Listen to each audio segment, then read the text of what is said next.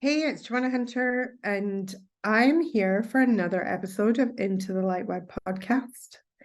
And on this episode, we're going to be talking about money. So this is an Ask Joanna and Skylar session. So let's get into it.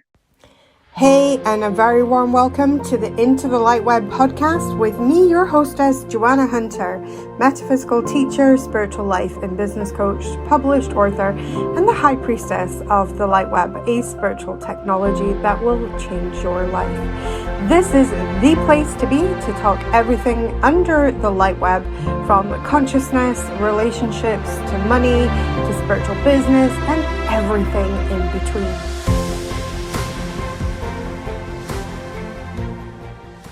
Hey, so we get asked often here at Joanna Hunter HQ about money, about spiritual money and things. So instead of asking like one singular question for this, we're going to just kind of riff about money and see what comes through the channel and what kind of Skylar really wants to talk about in this session.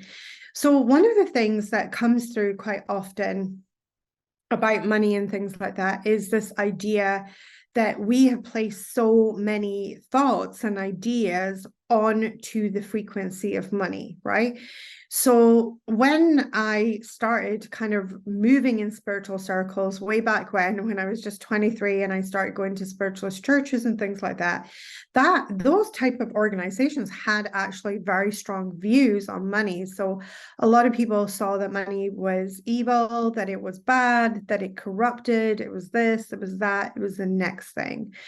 And I never really agreed with that because I always kind of associated money with a sense of freedom, because I saw that the people who were very, very deeply in lack consciousness and had very little money or little resources, doesn't always have to be money, but little resources, they were more likely to exhibit traits of lack consciousness and behaviors that were often unbecoming of them, basically, just to say it in layman's terms. They would exhibit behaviors of hoarding, behaviors of not sharing, behaviors of holding back because their resources were limited. And we're not judging and blaming them for this. We're just stating that this is the observations that I would make in their energy fields. And I would see that they would hold their energy fields very tightly. When I started coming across people who had more abundant mindsets and literally had more to give, what I found was that these human beings had much less tighter energy fields. Their energy fields weren't as contracted. They were more wider and more open, and they were often more generous and more giving. And seeing this observation in people's energy fields, because I have the ability to see energy with the naked eye, what I was observing was like the contraction and the expansion of energy. And I saw that lack consciousness ultimately really, really contracted a person's energy. And because we have so many beliefs around money in particular, what happens is, like, I want you to think of like a person, and then I want you to think about, like, can that person throw their arms out wide? Well, when the person is free of anything and they're just standing in a space, there is nothing restricting them. Of course they can throw their arms out wide, but what I want you to think about is every time that you have a type of belief that limits energy, it's like a strap is strapped around this person. And eventually what happens is that the person's energy field is so contracted that they can't even move their arms. And now they're limited within the space that they were once so free in. So as we grow up, part of the fun, according to Skylar, being human, is that we learn a bunch of these beliefs that literally tie us in knots, that literally restrict our energy field. Now, to a human level of consciousness, why would that be fun? That does not sound like any fun at all. In fact, if you're living in that level of consciousness, you're like, this is no fun. But to a soul, the soul has a truth within it. And that truth within the soul is that they always know that they're whole and complete. They know that they're love. It's a knowing. And a knowing is the same feeling that you get when you know that the grass is green or the sky is blue. You just know it. You don't need other people to confirm it for you or really reiterate that. There's a knowing within you that is just the way it is, right? After a while of living in your physical body, for instance, my eyes are brown and I know that they're brown. So somebody tries to come along and tries to convince me that my eyes are blue. I'm like, no, my eyes are definitely dark brown. So like, I know. And that's what I want you to understand. So the soul is operating in this field of consciousness of pure knowing, and it knows that it's love. It knows that it's whole, and it knows that it's complete, and it knows that it's abundant. It's its nature. It just knows that it is those things. So there is no question. There is no room for a question within the knowing. Right? So the knowing creates this absolute truth for the soul. And so imagine as a being with an absolute truth that you could go to a place and pretend that you don't know a damn thing. Pretend that you are limited when you know that you are an unlimited being of source energy. Now you can start to see where the fun comes in, right? Because like, oh, that sounds like a little holiday. That sounds like a little break from the knowing of what you are. And that's exactly what is happening here on Earth, is our incarnations is creating a powerful and very beautiful contrast to the knowing of the soul on a soul level. On a human level, we're having to tough it out. We're feeling maybe limited, restricted, we're feeling frustrated, we're feeling angry, we're feeling annoyed. All of those emotions to the soul are actually quite fun because those emotions don't normally exist in the true nature of the soul. When the soul is in its own form, but while it's in physical form, it has the ability to experience all of these contrasting emotions to its true nature. And so when it comes to the energy of money, we have placed a lot of limitations, a lot of restrictions, and we restrict the abundance that we are naturally. It's our birthright to be abundant. It is who we are. In essence, we are abundant beings. And often when you observe children, who I always think that children have just incarnated on earth, right? So the younger the child, the closer they were to the spirit world. As that age progresses, the further they get away and they start to learn to become human. But if you look at very young children, the effortlessness by which very young children are often very giving, want other people to have. And then there comes this point where we have to start reminding our children to share because they don't want to share anymore. At that point, our child has begun to literally learn limitation and are now afraid of limitation. It's become a fear within them, and it's a learned fear within that person. And so we are naturally abundant, and we are naturally in the frame of mind of that abundance, and we unlearn that. And so when it comes to money, money is this resource. And I always find that money, judgments that human beings have on money is like, get your popcorn, because it is such an entertaining thing for me. Because we attach so much stuff to it. We really, really do. We attach so much stuff, and me included. Over the years, I have attached a myriad of ideas and beliefs and ideologies to money, none of which were true, because money at the end of the day is just an energy. And I want you to think of just an energy as just is. It's neither good nor bad. The projection that we place upon money can create the goodness or the badness that so many of us can observe with things like money. So one of the things that Skylar has taught me, and this made me deeply uncomfortable. So I immediately hit up against one of my limitations, one of those straps that was holding my energy in, keeping it from being completely free, was money is an extension of magic. Money is the physical counterpart of magic. So this was also the moment, the pivot point that I created in my own life. It became a really powerful pivot point for me. Skylar teaches the law of duality. So it's a spiritual, universal, etheric law called the law of duality. And it simply states for every energy, there is an equal and opposite energy. And so every energy has its counterpart. So what that means is there is an unseen world, and then there is a seen world. And every energy in the seen world has a physical or a non-physical counterpart in the unseen world. And every unseen energy in the unseen world has a physical counterpart in the seen world. Well, money is the physical counterpart to the unseen energy of magic. So when you tell people, what makes you feel magic, right?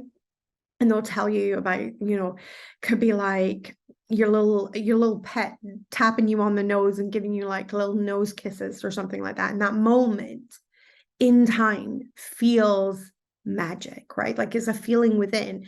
And there isn't like any sparkles or magic wands or any, there's no physical evidence other than that situation happened. And then the feeling that bloomed inside of you was one of like, that feels magical to me, right? Like that feels really good. Like snow on Christmas Day, right? That's magical, right? That feels a magical moment too.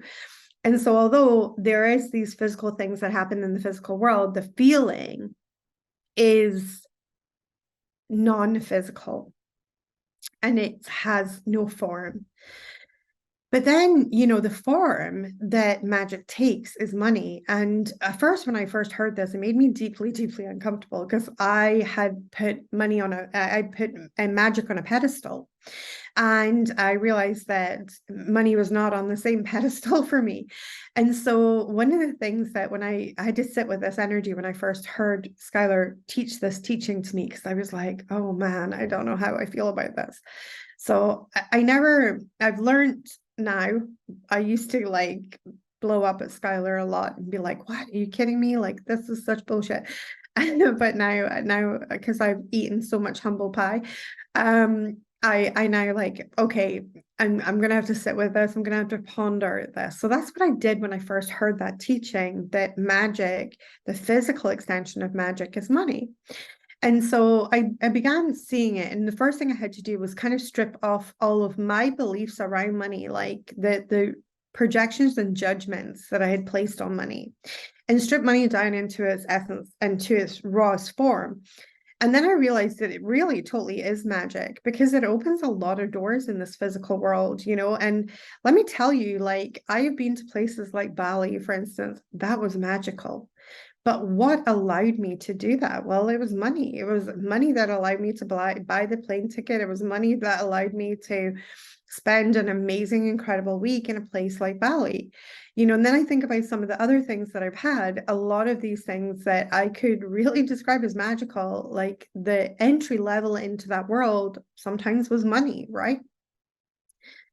And what this did for me and how this really helped me to transform in a really major way was something that was really, really powerful. And what it did to help me transform here was that I consider myself a magical person. But for many, many years, I was a magical money broke person, right? So I didn't have money, but I consider myself as somebody where magic came easy. I've always had such a huge awareness of the spirit world. So the magical realm, the realm of magic, that was my jam. That was my thing. So when Skylar finally taught me that magic was the physical counterpart of magic was money, and I thought, well, I've sorted magic. Like I feel good with magic. Like I am happy to channel magic. I'm happy to create magic. I am happy to share magic. I am happy to speak magic into being. This is an energy that I know very, very well. It was the moment that I realized that money was no longer out of reach for me, because I realized that if I have nailed magic, there was no reason why I couldn't nail the physical counterpart and that become a thing that would flow into my life, because I had a plethora of magic that I could flow into my non-physical life. And so then I knew, well, I can then start flowing the physical counterpart of that into my life. And it was kind of like a big old permission slip for me to begin to really, really work with the magic of money and money magic, and start to realize that there is an energy there.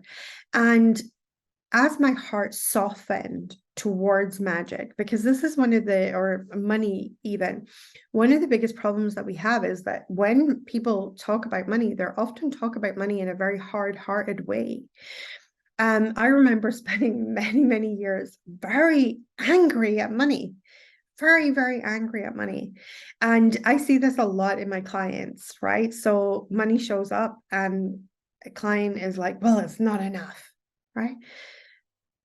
Skylar also teaches where there's a trickle, there's a flow. I love that teaching because it means that just follow the source, right? Just follow the source. If there's a trickle, and I always get a little image of like here in Scotland, we have the most beautiful like little mountains, and sometimes when you're driving past, you see like a tiny little trickle of water. But I bet you if you could follow to the source of that water, you will find a bigger body of water. And it always is that way. And so when Skylar says, you know, where there's a trickle, there's a flow, I always know that if there's a small amount of money, there's a larger body of money behind it that could flow even in greater volume. And how we react to the trickle is often determining whether we get to switch the flow on or off. And a lot of people react badly to the trickle. They're like, it's not enough. And they are creating a rejecting energy that is forcing the energy of the flow out of their energy field. And the only thing that they will experience is the trickle. And they might even experience the trickle drying up completely because they are so rejecting of the trickle. And so a big part of learning to kind of work with money and change your money consciousness is to begin to really tap into the idea of how can I switch that flow on? And you can switch that flow on by being positive to the trickle, like being, yes, universe, yes, this is what I'm talking about. More, please. And I remember having a very dear teacher. She's in the spirit world now. Her name is Babel Moore. And I was in one of her classes and a guy asked about, he was trying to manifest money. And I was all ears back then because I was like, I need to hear this too. And Bob Bell talked about money being laid at his feet. Did he ever pick up the coins that he saw on the street? And he was like, no. And I just remember so vividly her saying, and it was just this moment of like, what? And she said, so let me get this right. The universe is laying money at your feet and you are too good to pick it up. And I remember just like the moment that the light bulb switched on in the person she was speaking to. This guy that was just standing there and his like jaw dropped and I could literally see like a light bulb like appear above his head. Like it was like the penny just dropped and he was like, well, shit. And I will never forget those words. The universe is laying money at your feet. And I think, wow, like how many of us have turned around and been like, we're too good to pick it up. And yet we're like, please, universe, give me money. Please, universe, give me money. And then yet the money is at our feet. And we're like, I'm not going to bend up to pick that up. And why is it? Because it's a trickle. It's a penny, it's 2 pence, it's 20 pence, it's a pound coin, whatever it is, right? It's a trickle, and like I'm not bending down for a trickle. You got to meet the universe halfway sometimes, right? And so if you're asking the universe for money and you're rejecting the money the universe is laying at your feet, what you're doing is you're rejecting the opportunity for the flow. And it's learning to tap into that flow, learning to begin to become one with the flow. Because the flow exists within you. It does not exist in the universe. It exists within you. It is all within you.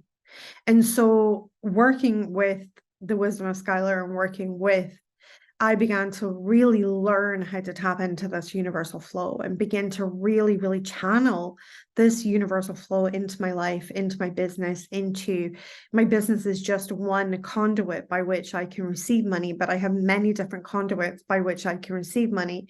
And this is another thing that we want to touch on today as well in today's conversation is that a lot of people get very attached. And again, that's the limitation and the limiting beliefs that money can only come to me this way.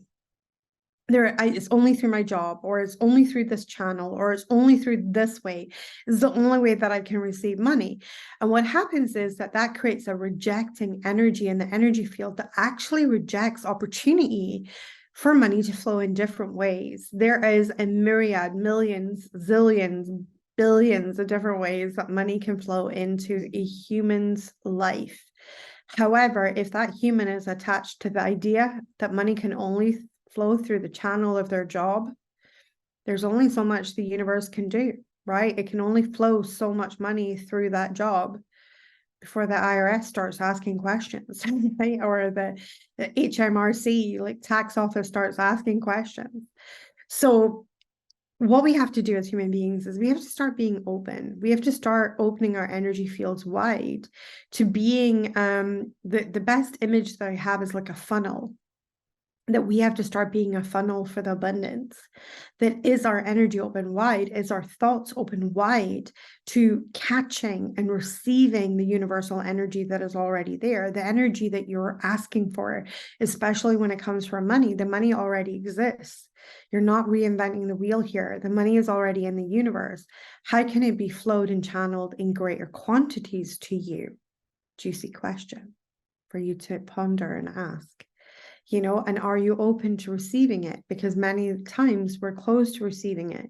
We've created our own barriers. We've created our own blocks in a way to preventing the money from actually flowing in. And yet verbally, we're like, hey, I'd like to have some more money. I would like to pay my bills with greater ease. I would like to have all of these wonderful opportunities and go on holiday and go and see this beautiful world that we live in, and all of these things. Like, we have all these ideas and thoughts that are saying, hey, I'm really open to this. And then yet the actions that we take can really shut down our energy and be like, oh yeah, but like, I can only earn through my job. No, you can earn a million different ways. There's so many different ways that money can come to you. And I remember having this discussion one day with my mom. And my mom, it was very attached to the idea that the only way that income could really come to her was through her job and a couple of other channels. And that was it. Like, that was her lot. And saying to my mom, but income can come in so many different ways. It can come through so many different channels. It can come through so many different opportunities. And I said, why don't you start working with your energy and seeing what are all the different ways that it can actually begin to flow to you? And so, she began I laid out a kind of way for her to begin to open her energy. And so she began opening her consciousness and opening her energy to this idea of more. And unexpected sums of money started showing up in like weird ways and things like that. And like some like credit card like did some weird audit thing. Like, it was like something out of Monopoly, like the chance cards, like they're refunding you XYZ, collect at the bank. But these sort of things began happening to her. And it was very, very interesting to see, right? Because she was moving her consciousness and shifting her consciousness, and the universe was responding to the shift that she was making within her consciousness. And the universe will do that for you too, right? You don't have to be Joanna's mother in order for the universe to respond to your consciousness. It will change for you too. And this is what I have done in my life. I have been given this amazing gift of channeling Skylar, and their teachings have helped me to shift my consciousness. And here I'm passing on some of these teachings to you with hope that it will help you to shift your consciousness to a more abundant consciousness. So if you've enjoyed today's kind of riff on money and opening ourselves up to bigger consciousness, we have 2 really incredible money programs for you coming up. We have Heal Your Abundance. So Heal Your Abundance is our beautiful framework. We take you through each letter of heal. So we take you through the H in week 1, we take you through the E in week 2, and then the A in week 3, and then the L in week 4. And as we go through the heal framework, you will heal your relationship to abundance. And that's all abundance. So that's the abundance of your health, the abundance of your wealth, the abundance of your relationships, like anywhere where abundance can be, which is literally everywhere. We will work on healing those relationships and healing how you are interacting with the metaphysics and the energy of it, so that you can open your energy and create that wider funnel that allows more of that good stuff to come in your way. And that is going to be running throughout the whole of December. So come and join us. It is literally just $44 to join the Heal Your Abundance. And Heal Your Abundance is the perfect start and the perfect complement to my $1 Million Experiment. So my $1 Million Experiment is a year-long container. So you get access to all of the $1 Million stuff for just 1 year. That's to make our experiment measurable. And then you get 52 lab notes. You get our $1 Million Experiment book. So you get access to an online copy of that explains all about the experiment and explains how to start shifting your mindset into powerful new ways. So Heal Your Abundance will be a great start for the beginning of that. And then you'll get 52 podcast episodes that will be jam-packed with information on how to shift your money consciousness. And then as we are doing that, you will start on the 1st of January with that. At the moment of making this podcast, we are just coming up hot on about 600 participants have already signed up. In our 2021 experiment, 1 in every 297 participants became a self-made millionaire in that year. And so many of our participants said that they went from believing that they probably would never be a millionaire to fully believing it was only a matter of time before they created their very own $1 million year. So for $25, and we offer on both Heal Your Abundance, which is $44, and the $25 for $1 Million Experiment, we offer an affiliate program as well. So we make it super accessible for everybody. So if you join the program and then join our rewards program, you can earn a 50% affiliate fee for everybody that you introduce to either Heal Your Abundance if you're part of that, or my $1 Million Experiment if you're part of that. And so you'll earn money. And so that means that if you introduce 2 people to either of those, you'll have made your money back on the program that you decided to be part of. We'd love to see you inside Heal Your Abundance and in the $1 Million Experiment. I know that this is going to be a terrific kind of beautiful pod of energy that is going to grow your money mindset and grow your abundance. So come and join us. And if you have any questions, pop them below this video or audio. I'll speak to you soon.